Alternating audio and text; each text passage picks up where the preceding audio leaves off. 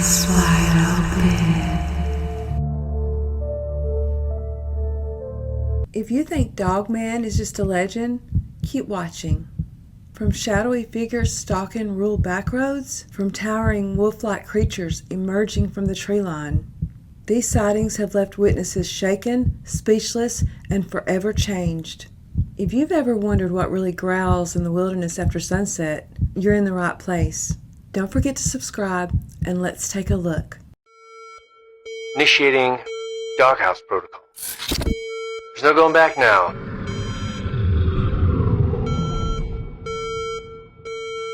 This is not a test. Reports are spreading across the state. Sightings in the North Woods, strange transmissions near the lake shore. If you're listening to this transmission, you're a part of the awakening. Truth is a frequency most people tune out, but once you hear it, it's like an infection. Don't know about the Michigan Dogman. Imagine Bigfoot, but skinnier with a wolf dog face, short claws, and reportedly can run up to between 30 to 50 miles an hour. It's absolutely terrifying. How do we know that they're not coyotes and wolves, but hellhounds? Hellhound? And there was one spotted in Clayton, New York, less than an hour from here. What? A large, black, red-eyed hellhound that sat at the gate one night when these kids went to go in and ghost hunt. What? It was sitting on the other side of the iron gate watching them. It's not a demonic creature. Right. It's a protector. guardian. It's a protector. This Nashville police officer talks about the time he saw something that wasn't human on a domestic dispute. Take a look. In 21 years of law enforcement, I'm telling you, I've seen a lot of very strange things I've seen personally. 2007, I remember that because the Bears were playing in the Super Bowl and big Bears fan. So I was trying to listen to the game and then we got a call. It was toward the end of the game, so it was toward the later in the evening. We got a call way out in the sticks. Now, our police in a normally relatively big city, but this was way out in the sticks, a place I'd never been before. So I go out there, and it's way off in the back, in the cut, in the sticks.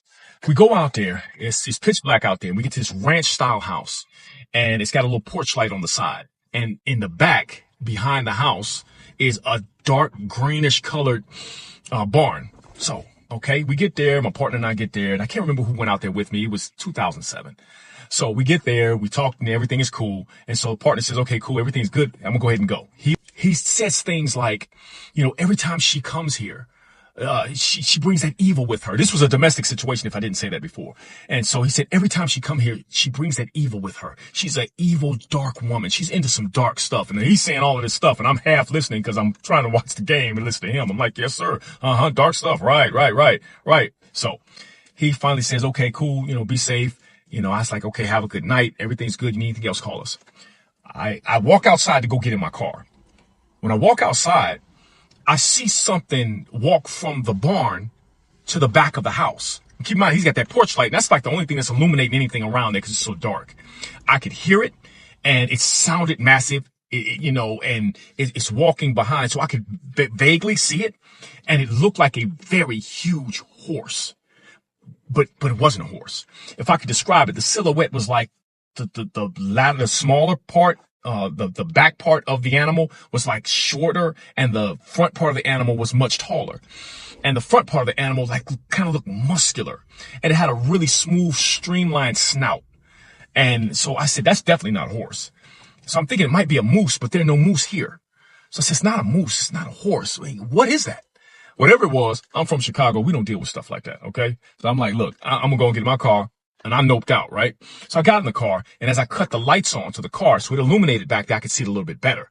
And as it was peeking its head from behind the ranch-style house, I could see it had a really smooth snout like a Doberman Pinscher. And I said, that's really strange, but I wasn't thinking anything paranormal. I'm thinking, I don't know what they got going on back in the backwoods, but I don't want to be a part of it. So, I thought it reverse. I go back.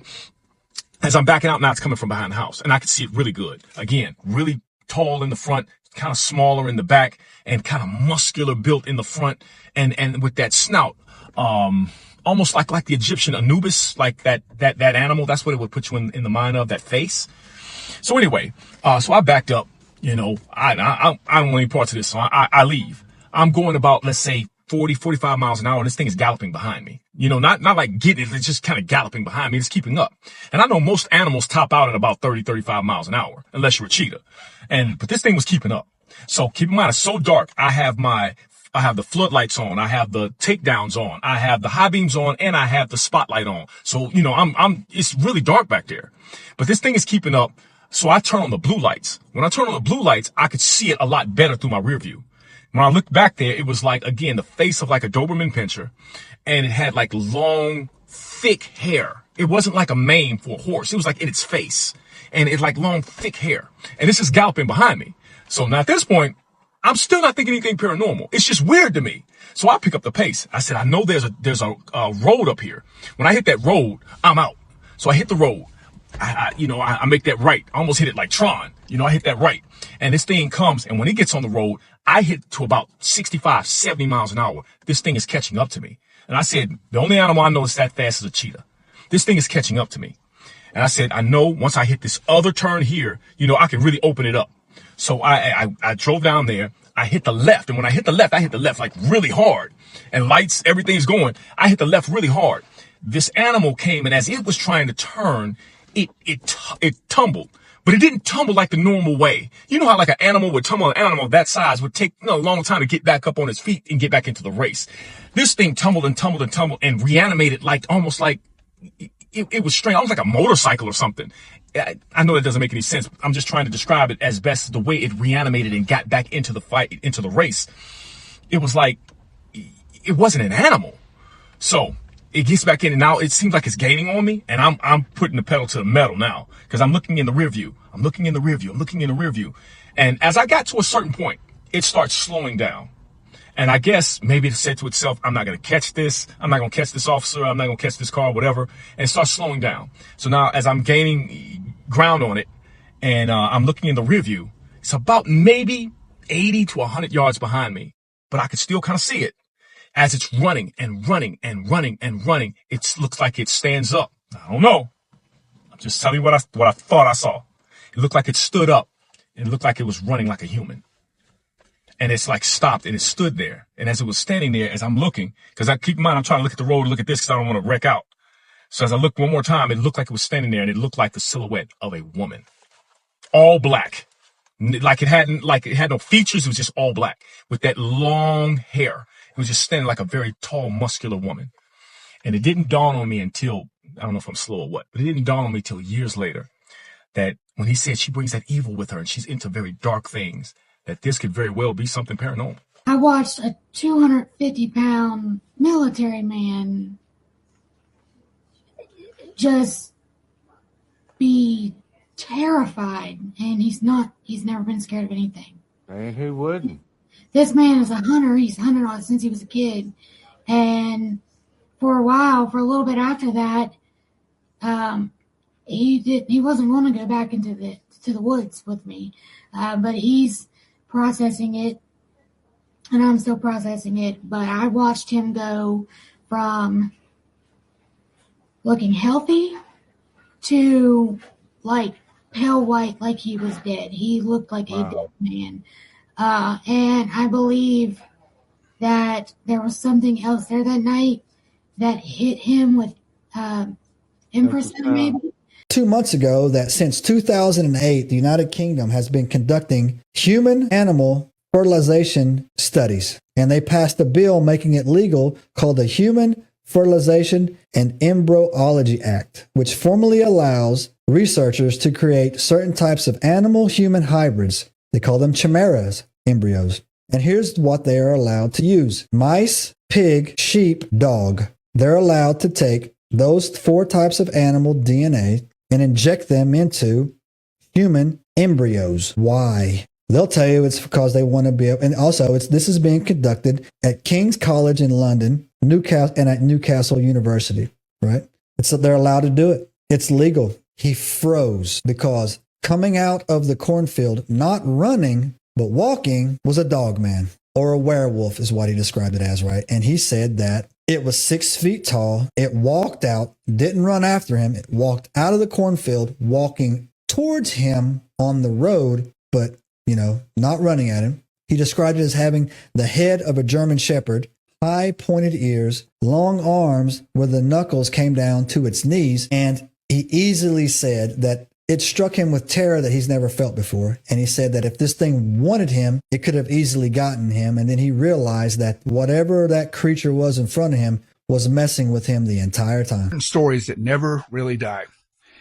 They just wait out there in the dark, somewhere beyond the headlights, somewhere down an empty country road where cornfields move even when there's no wind blowing. And for me, one of those stories has always been the Beast of Bray Road. If you spent any time digging into the strange encounters across America, especially in the Midwest, eventually you're going to end up in Wisconsin. You're going to end up on Bray Road, a lonely stretch just outside of Elkhorn, where people for decades have claimed that they have seen the impossible. Something tall, something covered in dark hair, walking upright like a man but built like a wolf.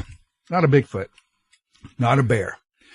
Witnesses described glowing eyes, massive shoulders, clawed hands, and some said it even crouched over roadkill. Others saw it running on all fours before suddenly standing upright. And the thing that always gets me about reports is how ordinary the witnesses were. Farmers, truck drivers, law enforcement, local people who didn't want attention and definitely didn't want to become known as the werewolf people in town. So the legend exploded in the late 80s and early 90s after newspaper reporter Linda Godfrey started covering the sightings for a local Wisconsin paper. At first, she thought it was just nonsense, just another goofy small-town rumor. But the deeper she dug, the stranger it became. The witnesses weren't laughing. They were terrified. And Linda eventually turned those investigations into the famous book, The Beast of Bray Road. And honestly, that book helped shape modern Dogman lore across America. And if you look around now, almost every Dogman story online somehow traces back to Wisconsin and Michigan. Those two states became ground zero for this phenomenon. Michigan especially. And it has its own Dogman history. A lot of people know it as the famous Michigan Dogman legends. And that really took off after radio DJ Steve Cook released a creepy song back in the 80s as an April Fool's joke. Except people started calling in saying they'd actually seen the thing. Since then, northern Michigan has become packed with reports of upright canines seen near forests. They've seen near logging roads and isolated lakes. But what a lot of people don't realize is that some researchers believe one of the most terrifying werewolf encounters in Midwest history may have actually helped inspire Stephen King's Silver Bullet. Back in 1972 in Defiance, Ohio, a railroad worker named Willie Seifert reported an absolute chilling encounter. He claimed he was driving late at night when he spotted a massive hairy creature standing upright near the road. According to the story, the thing had glowing eyes and looked almost exactly what people today describe as a dogman. Seifert said the creature chased his vehicle and terrified him so badly that he became obsessed with telling people what he saw. So over the years, the story became known as the Defiance werewolf encounter. Now, officially, Stephen King has never flat out confirmed that story as direct inspiration for Cycle of the Werewolf or the movie Silver Bullet. But over time, the similarities between Midwest werewolf lore and King's small-town monster things became impossible for fans to ignore. Isolated roads, ordinary people, a hidden creature living among rural communities, fear spreading quietly through small-town America. It all feels eerily connected. And honestly, the Midwest may be the perfect setting for these stories because there's a loneliness out there that feels ancient. Endless forests, empty highways, massive cornfields, tiny towns surrounded by darkness. Places where strange stories can survive for generations without ever fully dying. And what's really weird is how similar all the encounters sound. Hunters seeing glowing eyes and tree lines. People hearing impossible screams in the woods.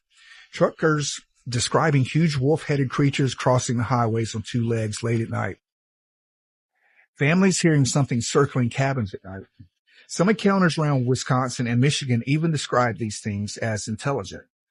Witnesses say that the creature watches them, studies them, almost like it understands fear. That's the part that gets under my skin, because a misidentified animal doesn't stare at somebody with what they describe as human awareness. So, now skeptics say these are wolves bearing the mange, or large dogs, mass hysteria, or folklore mixing with imagination. And sure, maybe some sightings are exactly that, but there are enough reports from sane, sober people to make you at least wonder what's really happening out there in those northern forests. One thing I respected about Linda Godfrey was that she never came across like a carnival barker trying to sell fear. She approached these stories like an investigator. She listened. She compared reports. She looked for patterns. And over time, even she admitted that there was something deeply strange happening in the Midwest. I actually spoke briefly with Linda years ago. We had talked about getting her on my podcast eventually, and I remember thinking how calm and genuine she was. There was no ego, no fake spooky act, just somebody honestly fascinated by the mystery. Unfortunately, before we could make it happen, she passed away before she could ever come on the show.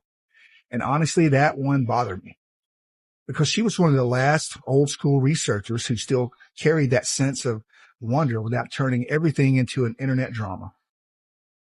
A lot of people called her the authority on Dogman encounters, and really whether you believe these creatures are flesh and blood cryptids or maybe supernatural entities or even interdimensional beings or just modern folklore, there's really no denying she helped preserve stories that otherwise would have disappeared into local rumor forever. And maybe that's why the beast of Bray Road still fascinates people today. Because deep down, we all feel it. That ancient fear, that feeling when you're driving a dark road alone at night and suddenly you tend to get the overwhelming sense that something's watching you from the tree line. The Midwest has thousands of miles of wilderness, old forests, swamps, forgotten roads, places where people disappear, places where strange things get seen and quietly talked about over coffee at gas stations for years. Maybe Dogman is just folklore, or maybe folklore starts somewhere, and somewhere out there beyond the Wisconsin cornfields, beyond the forests of Michigan, maybe something still moves in the dark. Last night, something was keeping up with Michael's truck. He drove one of Nate's friends home last night, and Michael come burrowing through the house. And he goes, "Are you okay?" And I said, "Yeah." "Are you okay? You look like you're sweating." He goes, "I am." He goes, I had this, I was driving, and he goes, "Something was keeping up with the truck." And then he goes, I just got this big, heavy, a feeling of like dread. I was almost offended because I was like, "Why are you dreading coming home, baby? We need to talk about this." He goes, "No. Like I had this heavy feeling of just like pure dread and just really terrified." And he goes, and I could see it on the corner of my peripheral that something was keeping up with the truck. And I said, "Oh." He goes, "Yeah, it was keeping up." And he goes, and as my brain was ticking, because I wasn't paying no mind to it at first, he goes, then I realized how the something keeping up with the truck. And there's no, he goes, there's the truck, and he goes, and it's a steep hill just straight up. How is something keeping up with the truck and running? He goes, it almost looked like a deer at my peripheral. He goes, but the minute I like started to question things in my head, like, what is going, wait, hold on, this can't be a deer. He goes, I look over and it was like everything frozen time for a minute. And he goes, all I heard was something in a deep, heavy voice.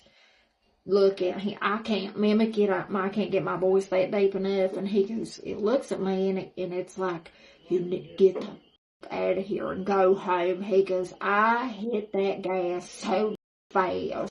This isn't a joke. It isn't something we're taking lightly. I'm like, okay, did you see what color it was? Did you have any smells? Did you have anything like that go on? And he goes, no, I wasn't thinking of anything, to be fair. He goes, I literally was just driving home and I was like not paying attention. And then all of a sudden it clicked in my head, how the hell is this thing keeping up with me when there's nothing on that side for it to keep up with me at?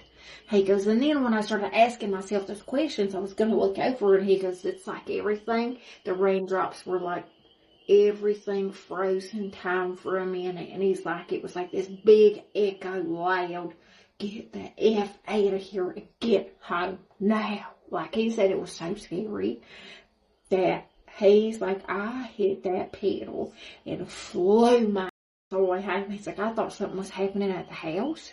I thought something was happening with our kids. I thought something I was going to be in something bad at that moment if I didn't fly. And I said, well, you made it home.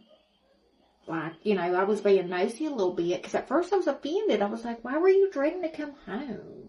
But then as he was like, no, because he was so scrambled with words, he didn't know how to, like, make it come out. Just like I do when I get so, like, 10, sometimes I don't know how to say words and they come out wrong all the time.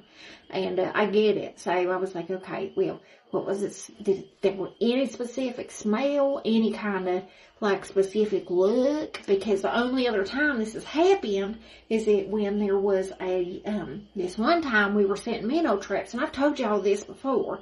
We were setting minnow traps out in the back holler here, and he also seen a deer, because he said, I heard you say hey in the driveway, but I wasn't out there. And he said, next thing you know, whatever it was also a deer down by the cedar tree. And he goes, and it laughed like, ho, ho, ho, ho, ho. And he goes, that's what got me to look back over at it, and it stood up on its hind legs and ran backwards like it was going fast forward, or it was being rewounded. He's not been outside since, y'all. Not down there setting them minnow traps. I said, well, we better stay in the light. So, by God, we're going to pay for that little street light we got in the driveway right there. And Michael's not the kind to mess around, dink around, play around, nothing like that. We have Jesus in the home. We have crosses in the home. God is our Savior, okay? We do pray. We do have Bibles and stuff like that. So I don't hear none of that in my comments. Please don't do that to us. We are aware. We've done everything we physically possibly can. We're not in direct harm's way at the moment, okay? And if we sage, it's going to make it worse. Trust me when I tell you, we've tried other things, okay? I will say this, sage makes it worse. So don't ever do that. It just it off, or it multiplies, okay? So trust me, baby, we've tried it all. But unfortunately, right now, what we're sitting at is where we're sitting at. We've moved 8 times, okay? There's not much we can do now besides try to figure out what it wants, what's going on. Or we just ignore it and go about our merry way. 2011, Christina Moore of Traverse City was driving home late from a friend's house when she saw something standing in the ditch beside the road. She slowed, thinking it was a deer. Then it stood up. She described it as a black-furred thing with a wolf's face, but wrong, longer, like a muzzle stretched too far. It stepped toward the car. She locked her doors and drove off. Her rearview mirror cracked the next morning. No impact, no known cause. Sightings like these aren't confined to one area. They echo across Michigan, often along tree lines, near rivers, around long-forgotten hunting trails. People don't always report what they've seen, but when they do, the details are nearly always the same. Some researchers believe the Dogman may be connected to ancient indigenous legends of shapeshifters, beings who wore animal skin to cross boundaries between the natural and spiritual world. But those beings, in most traditions, served balance. The Dogman, they say, is not balanced. It is a break. A corruption. She's like, well, there's a family of werewolves that comes out, and I can see them in the pasture sometimes. They come out from the wood line and kind of walk around, and then they go back in. And I said, Jane, a family of werewolves? He goes, oh yeah, they're always out there. I said, really? I said, are you sure they're werewolves? How do you know they're werewolves? She goes, well, I see them. They have long noses, and they're standing up, and they're walking around, and there's 2 or 3 or 4 of them, and they come in and out, and never come up to the house. They never bothered me, but I was like, huh. I was really kind of surprised because she was like the sweetest, like school marm. But when she goes, oh yeah, absolutely, the family of werewolves, I was like, oh, the what? And wow. All right. And she just, and I was like, are you serious? She goes, oh yeah. Oh yeah. I mean, I see them like maybe 2 or 3 times a year, but they're out there. I said, huh, I just leave them alone. They leave me alone. It's a dogman that keeps breaking into my barn and breaking in through this window. I'm just a simple country dog trainer. Well, this was in 2019, as from asking my wife. And I was driving home from work. I work in Richmond, and I was on my way to Jackson. And when I got right about halfway in between, right after Stanton, come around a corner, pulled off to the side of the road because I saw something walking, standing up. It was very, very tall, ape-like, arms swayed. But when I pulled off to the side of the road and it kind of looked back at me, I could tell that it had a muzzle. It looked more like a bear than anything else, wolf or anything like that. It looked back at me, and when it come back around, it took off like a jaguar, just floating across the grass, just as quick as I've ever seen anything. And it was gone in probably 3 or 4 seconds. How far away was it from you? It was probably about 150 yards away. And you stopped your car. Did you get out of the car, or did you stay in the car? No, I didn't get out of the car. As soon as it was gone, I was on the phone with my wife. I was shook because it scared the crap out of me. It really did. It was huge. And what makes you think it was not a bear or not a person? Well, I'm from Harlan County. I've seen countless black bears. I go with my grandfather on four-wheelers and look for them. I know what they look like. It was not a bear. And I've seen cats too, and I know what the cats look like, and it wasn't some form of that either. It was tall. It swayed when it walked. Its arms moved, and when it took off like a panther gait, where 2 feet, 2 arms were hitting at one time, and it just flew across the grass. So when you first saw it, was it walking upright? Yes, away from me. Yes, and arms swaying. It was walking on 2 legs at first. Mm-hmm. How long did it walk on 2 legs? It was 2 or 3 seconds. Once I pulled off to the side of the road, I think it heard me. And what color was it? Brown, dark brown. Almost, you could almost say black, but it was definitely brown. Yes. Like a really, really dark chocolate brown. Now, when I first talked to you on the phone, you mentioned something about the body. Mm-hmm. Can you describe the body again? Well, the body was very muscular, like a bodybuilder. Like it could rip you apart if you wanted it. But it was huge. And then it went down into, and it was definitely a humanish. It walked like a bear doesn't walk like that. It walked. Right. 100%. Could you see anything else like a tail or ears? No, I didn't. No. And when it ran away, you said it was fast. Very fast, like a cheetah. Like a cheetah. Yeah. And where did it go when it ran? Straight to the woods. It was out in front of us. Okay. I'm trying to think of any other questions that I might have. Did you sorry, there's an ATV. Yeah. We are in Kentucky, so we have ATVs everywhere. Who did you tell right after you saw it? I got on the phone with my wife. Yeah. I've told one other person, and that was a guy I work with. And I only told him after he started talking to me about some of the stuff that he has heard and seen. And he's huge into this. And he sent me tons of podcasts afterwards. And my wife has always been really into it. And I've always been the kind of person that's like, okay, whatever. All right. I was never the person that was, yeah, they're out there or whatever. No, I am now. Yeah, I can see why. Now the muzzle. I know this is a great distance. Can you guess how big the muzzle was? It was about the same. It wasn't very, very long. It was more like a bear muzzle. It was a little shorter, but it was still there. It was definitely there. Right.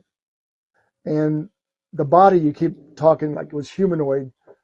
Could you see shoulders or the leg? Yeah, absolutely. The whole thing swayed when it walked. Mm-hmm. The arms was moving, swayed. You could tell if it's what I would imagine somebody in an ape suit or, a very muscular person in an ape suit looks like. And how long were the arms? They went farther down than ours would. They were huge. I know they were huge. Yeah. And the legs were, describe the legs. Very, very, very muscular. Yeah. I don't know if you've ever seen Game of Thrones, but kind of like the mountain. If you've seen the mountain on Game of Thrones, right. how big he is, just muscular all the way down. Yeah, that's what it was like. So this had to be pretty significant for you to stop your car and look at it. Yeah. Yeah. Yeah. Well, I mean, I'm used to, if you see deer on the side of the road, I'm a hunter. If you see deer on the side of the road, you see bear on the side of the road, you kind of pull off and you look at them. You try to, if you can. If you can, you're not disturbing them or something like that. So I thought at first that this was a bear, like a bear standing up. And I was like, oh man, they're already over here, because I've been in Harlan County and they've been there for years. Mm-hmm. And when I pulled over and it was walking, I instantly knew that it wasn't a bear. And I was just kind of shocked. It was kind of struck dumb for a minute. And then when I pulled over and looked away and it took off, I was scared, because it was fast. Yeah. Fast. And the hair, do you recall how long the hair was? No, it was shaggy like a bear, not really, really long. It looked more like a dog, like a bear or a dog. Short haired. Yeah. But again, very muscular, shoulders, long arms. Yep. Not big and fat like a bear. Nope. Walking on two legs, mm-hmm. which bears don't typically walk too far on two legs. Mm-mm. This was walking at first, which is odd. And it looked back at you. Mm-hmm. I wish I had that sighting. Yeah, it might have been a Dogman. Yeah. More than a Bigfoot, because Bigfoot have prognatheism. It's a little bit, but if you saw a muzzle at that distance, it kind of fits the Dogman category. It does sound like it. Do you think it saw you? Oh yeah, that's why it ran. I think it was fine until I pulled off, and maybe the rumble strip or whatever, but it definitely, it heard me, turned around, looked at me, and then took off. It didn't wait long enough to actually check and see what I was, but it saw me and took off. Right. Yeah. Do you think you might have locked eyes with it? Mm-mm. No. Too far away. Yeah, and I'm inside my car, and it's daylight. Yeah, there's no way. And then there's another incident. You're in the gorge with your family. Mm-hmm. And it was about, it was a rock throwing incident. Yeah. Can you describe what happened? It's like, this one, I know, because we had a 1-year-old at the time, and it was our first. It was about 14 years ago. We're walking out, and where we're walking on the trail, there's some cliffs in front of you that you can go, and when you're out on them, you can look back and see the actual the rock, the bridge itself, and then come back.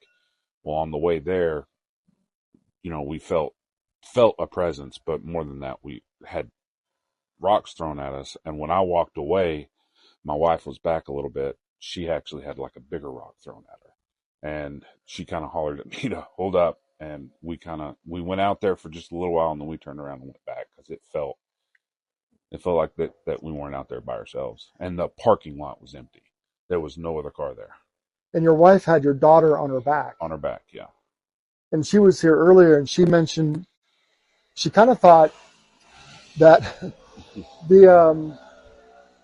because she had the daughter in the back, it was like a warning not to get too close to the edge. Yeah. Like maybe it was protecting you in this case. Yeah, that's kind of what I felt too. It's like, hey, get the baby away from the cliff. You don't need to be over there. Yeah. Yeah, I know the area you're talking about. There's no cliffs. Guardrail. There's nothing above you either where rocks could roll down. No. Because I know where you're talking. No, it's flat. So it had to be thrown because there's nothing above you. Because I know exactly where you were. So that's odd that rocks would be thrown. We have other incidents of rock throwing in the gorge as well. So, all right. Well, I thank you so much for the interview. We appreciate it. Thank you. So I never tell the story because no one ever believes me. And also I kind of question my own sanity. I'll be like, did that really happen? But I know that happened. I saw a girl story time on here and it just validated my whole experience because she said this happens a lot in Illinois. So I'm from Chicago, the east side. And around the time that this happened, I was like 16. I remember just getting my license and I was so excited because I finally got a taste of freedom. I could do whatever I want. I can go wherever I want. And I was so excited. But my mom gave me an 11:30 curfew. So I was like the type of person who would like wait until the very last minute to leave wherever I was at to try to get home on time at 11:30. So I remember I was just leaving my friend's house and I was almost home, y'all. Like I was like right around the corner from my house. So if you guys are familiar with Chicago, you might know where CVS High School is. So I was like on 87th. I was right by CVS. And then I remember turning left, right? And I turned left and I was driving straight and it was like I said, it was like around 11:30. So it was dark outside and I looked and I saw a humongous animal. Like it was, I don't know if it was a panther or a tiger. It definitely wasn't a tiger. It was like a big, huge animal. And when I say like I almost shit my pants, like I was like I froze in the car.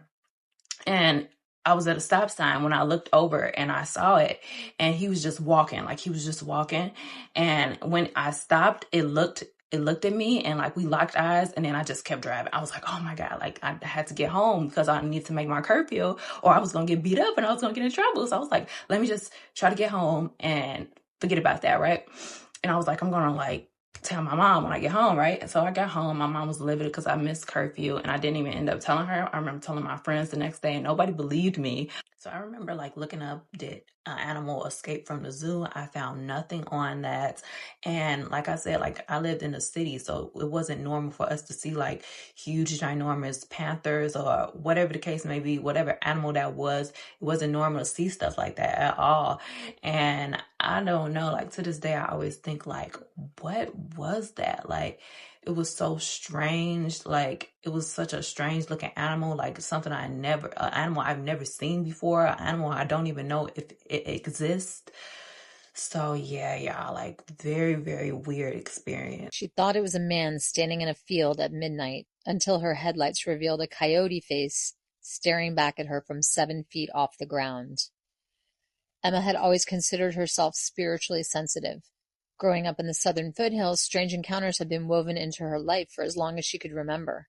Most of them became stories she quietly carried with her, things she couldn't fully explain, but couldn't forget either. For years, one experience stood above the rest. It wasn't until much later, while reading a book about folklore and legends of the southern Appalachia, that Emma finally came across a name that made her blood run cold: the Dogman. The moment she read those words, she knew. Several years earlier, when she was around 17, Emma had been driving home late one night after spending time in town. Like most teenagers with their first car and a taste of freedom, she often stayed out later than she probably should have. Her mother always warned her not to go out past midnight, but once the house lights were off and she knew everyone was asleep, she rarely felt pressured to hurry home. That night had felt completely ordinary. She grabbed a midnight snack, sat in the parking lot listening to music while she ate, and eventually started to drive back home. Once outside town, the road turned quiet and isolated. Beyond the train tracks stretched miles of country road wrapped in dense forest, broken only by the occasional hidden driveway, disappearing into the trees. There was one section she especially loved, a half-mile clearing where the trees had been cut back, opening the sky wide enough to see the stars. Sometimes she would pull over there just to sit in silence and look up at the night sky. She didn't stop that night, but she slowed slightly as she passed through the clearing, admiring the stars overhead. That was when she noticed something standing near the edge of the field. At first, Emma assumed somebody's car had broken down. It wasn't unusual on those roads, but as she rounded the curve, she realized there was no vehicle anywhere nearby. Instead, there was a figure. It was tall. It was very broad, and it was motionless. At first glance, it looked almost human. A large figure in what appeared to be a heather gray hoodie, standing partially concealed in the tall grass. But as her headlights swept closer, she noticed the gray wasn't clothing at all. It covered the creature's entire body. That's when she saw the claws. Dark, long, and hanging at its side. Emma's stomach dropped instantly. The thing stood with a strange hunch in its back, perfectly still, as if it had been waiting there. Fighting every instinct to look away, she finally lifted her eyes to its face. What stared back at her was not human. It looked like a coyote standing upright on two legs, and it was watching her. The moment her mind fully processed what she was seeing, panic hit her all at once. She snapped her eyes back to the road, slammed her foot on the gas, and shouted a string of terrified obscenities into the darkness. Her hands shook violently on the steering wheel as she sped away. A few seconds later, she risked a glance in the rearview mirror. The figure was gone. That didn't stop her from racing the rest of the way home. Emma barely remembered parking the car. She bolted up the steps, rushed through the house, and burst into her mother's room in tears, desperate to explain what she had just seen. At the time, she knew very little about cryptids or folklore.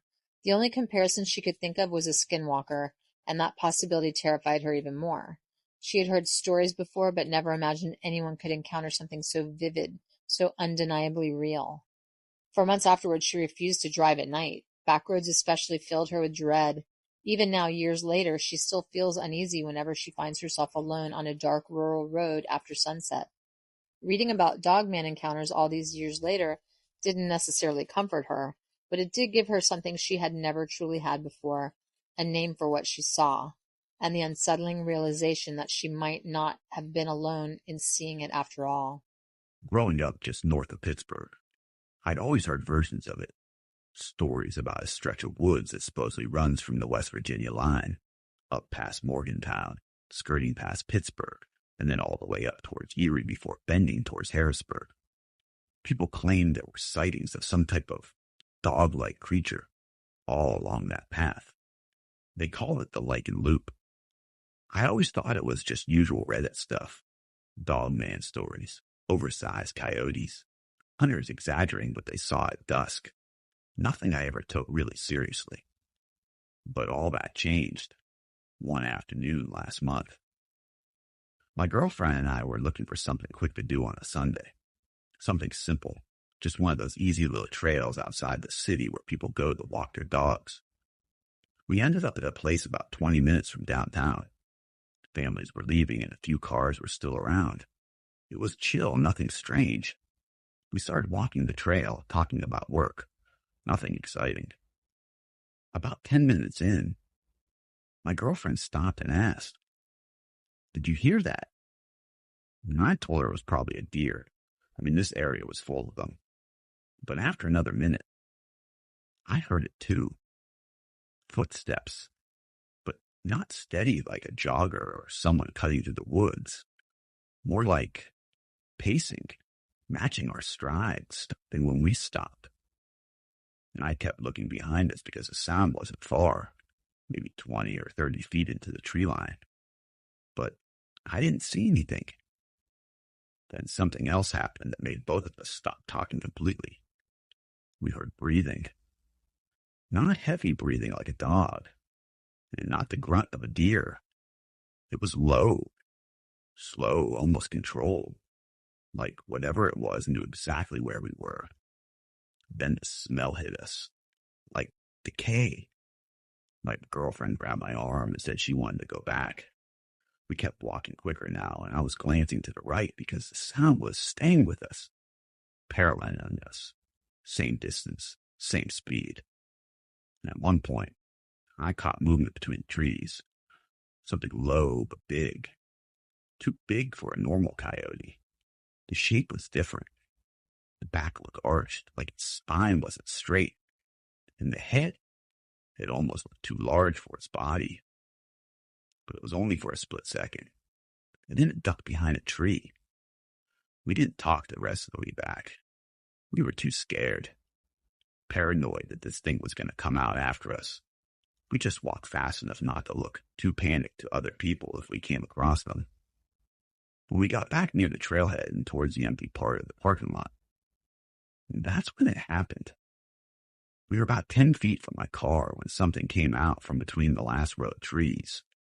And I mean, it was just enough to catch the light from the street lamp. Not a full reveal.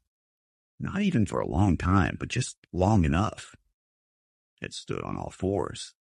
The fur was patchy, almost mangy-like. but the shoulders were massive, way too broad for a normal canine. And the snout, it looked pulled back, like its teeth didn't fit inside its mouth.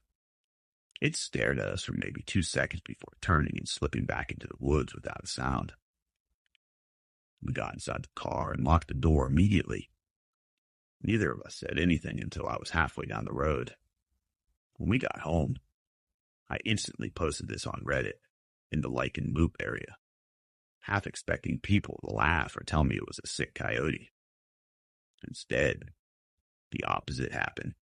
People from all over western and central Pennsylvania started commenting, saying they'd seen almost the exact same thing along the same weird stretch of forest that people call the Lykan Loop.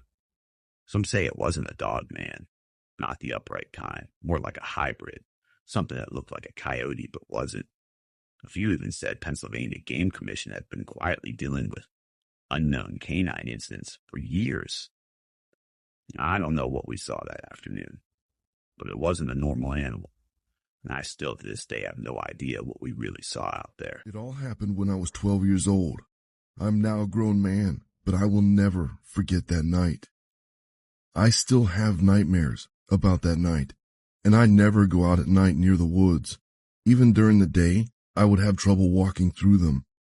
It was a normal afternoon during summer. I had finished playing outside with some friends and went inside for dinner, but before I went, I took a quick shower. When I was in my bedroom preparing myself, I heard some growling noises coming from outside. At first, I thought it was a dog, but it felt too close. I walked closer to the window. I wanted to see what animal was doing these growling noises. I couldn't see anything, but the growling was still there. I looked everywhere, but nothing. Later in the evening, after having dinner, I went to my room to play some more before sleeping. Since it was summer break, I could stay up longer. While playing, I started listening to stomp noises on the roof. My room is on the second floor, so I was directly under. I stayed there for a while, just listening to the stomping. It sounded like someone was walking on the roof. A few more seconds passed and the stomping stopped, but that was when a chilling sound came from behind me. Outside the window, a sound of scratching on the glass could be heard. I looked back and I saw it. A figure of something that looked like a dog and a man at the same time was outside my window, drooling and growling at the same time. I screamed. My parents came to my room, but the creature was already gone. I told my parents what happened, but they didn't seem to believe me. No one ever did. A lot of people believe in something called the Dogman. Now, the Dogman was first seen in Michigan, and this is sort of a hot spot for sightings. The Dogman is a dog-like version of Bigfoot. Now, there was a story out of northern Michigan. There was this boy who said that him, his brother, and his father, every couple weeks, they would go out to this property that his father owned, and they would gather firewood. And he said his dad had this big trailer that they would fill all the way to the top. And when it was full, they would leave. Well, this particular night, him and his brother and his father, they go to this spot in the middle of their property, and they start chopping wood. And it started to get dark, but by this time, they had only filled up half the trailer. But he said his father started to get really nervous. And all of a sudden, he tells him and his brother, I want you to get in the car immediately. Don't look back. Don't say anything. Get in the car, lock the doors, and be quiet. And so he started, to kind of pick up his axe and pick up some of the tools. And his dad's like, no, just leave them. Take your brother, run to the front of the car, get inside and lock the door. So he just grabs his brother and they started running to the front of this truck. As they're running, he said he kind of glanced over and he could see shadows of something moving through the woods, kind of following them. So him and his brother, they jump in the truck. He locks the doors and he said, there was just this really bad feeling in the air, like something was going to happen. And he said, all of a sudden they hear boom, boom, boom, boom, boom, boom. His dad is banging on the window. Let me in the truck. So his dad jumps in the truck and he starts the car or the truck up and they take off. And his dad is just speeding and this trailer is thrashing back and forth, almost getting ready to fall off. And his father doesn't care. And he said, strange because normally they wouldn't leave till that trailer was full. And he said, as his father's driving, up this bumpy dirt road, all of a sudden, this crashing sound, like something hits the front of the vehicle. And his father slams on the brakes. And as they look on the hood of this truck, there is a rotten carcass sitting there. Something threw this rotten deer carcass at the front of this vehicle. And he said that's when they heard this loud roar. And as they looked over, they seen what looked like a dog standing on two legs. And so his dad hit the gas and he starts speeding off out of there. And this thing begins to chase them. And it was keeping pace with the vehicle for some time. He said eventually it broke off and it went into the woods. And his father just kept on driving. And they kept asking his father, what was that? What happened? And his father said, just be quiet. Like, you don't need to know. Let's not talk about it. And his father never told him what he had seen that night. Yes, I see it. Right here. Hold on. I told you I was seeing something. There's something moving right there, black. Right towards us. That's way in there, guys. Hold on. What is that? Hello? That's not a dude. No. That's not a person. That's tall. Hello? It's blinking and out, dude. It just did some weird cloaky thing. It's getting taller and cloaky weird. Yes. You can see its knees going up. It's moving. It's moving. We got it right there. What is happening? Hello? Hello? It stopped. What is it stopping for? Oh my God, what's it No, doing? it's moving fast. It's doing oh my God, I'm excited. Sorry. No, you're good. It's moving. See, guys? It's blinking like I just saw the tree behind it. Like it's see-through. What is it doing? Mine is so pixelated. I mean, it's not. It's pixelated. There's nothing you can do. Look, you could. Oh! What am I catching right now? Guys, it's so far away. I can't help that. But it's doing something. Like cloaky wise. It gets really, really dark. It's moving. It's moving. What is it? It's moving towards It looks like a It kinda dog. looks like. It's got Dogman face, dude. Hello? It stopped. Oh my God, it ducked. Now it ducked. No.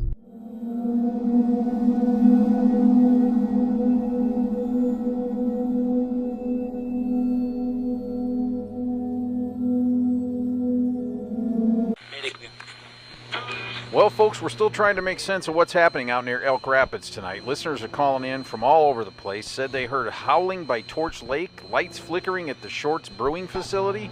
I don't know what to make of this. Authorities haven't released a statement yet, but the roads around downtown are shutting down. If you're headed that way, turn around, people. Stay inside, lock your doors. Oh, are you reading me? Come in. Hello? Thank you for watching. If these Dogman encounters sent a chill down your spine, make sure to subscribe and drop your thoughts in the comments below. As always, stay safe, stay aware, question everything, and remember, out there in those woods, something might be watching.